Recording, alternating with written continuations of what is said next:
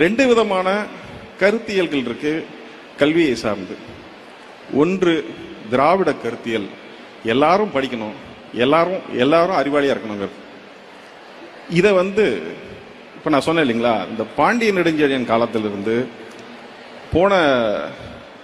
போன செஞ்சுரியில் இருந்த பாரதியார் வரைக்கும் அவரு கூட சொல்லியிருக்காரு, அன்ன சத்திரம் 1000 நாட்டலும் ஆலயம் 10000 கட்டலும் அப்படின்னு சொல்லி அதோடைய எண்டில் என்ன சொல்லியிருக்காருன்னா, இன்னும் பல புண்ணியங்களை தாண்டி கோடி மடங்கு பெரிய புண்ணியம் அங்க ஒரு ஏழைக்கு கல்வி அறிவித்தல் சொல்லியிருக்கிறார்.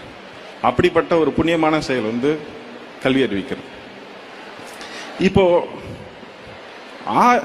ஆரிய கருத்தியல்ல என்ன நடந்திருக்குன்னா, கற்கணும்னு ஆசைப்பட்ட ஒரு பையன் போய் ஒரு ஆசிரியர்கிட்ட கற்கணும்னு கேட்டபொழுது, நீங்க எந்த ஆளுன்னு கேட்டு உனக்கு சொல்லித்தர மாட்டேன்னு அனுப்பிச்சிட்டார்.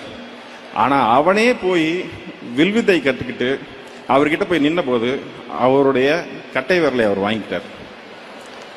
அவர்கிட்ட போய் கர்ணன் பின்னாடி கத்துக்கணும்னு நினைச்ச பொழுது கர்ணனையும் நீ என்ன ஆளுன்னு கேட்டு அனுப்பிச்சிட்டார். அவர் கிருபாச்சாரியார்கிட்ட போய் கேட்ட பொழுது அவர் கேட்கும் பொழுது இல்ல நான் மேட்டுக்குடின்னு சொல்லி அவர்கிட்ட தொழில் கத்துக்கிட்டார்.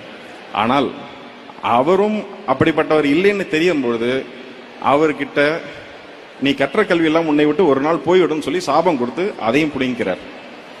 இப்படி துரோணாச்சாரியார் கிருபாச்சாரியார் ஆரம்பிச்சு ராஜகோபாலாச்சாரியார் வரைக்கும் நாம் படிப்பதை தடுத்து கொண்டே இருக்கிறார்கள். ஆனால்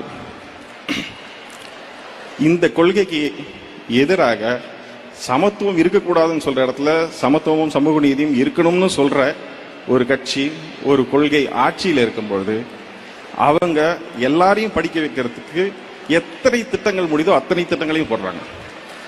காலை உணவு கொடுக்கறாங்க,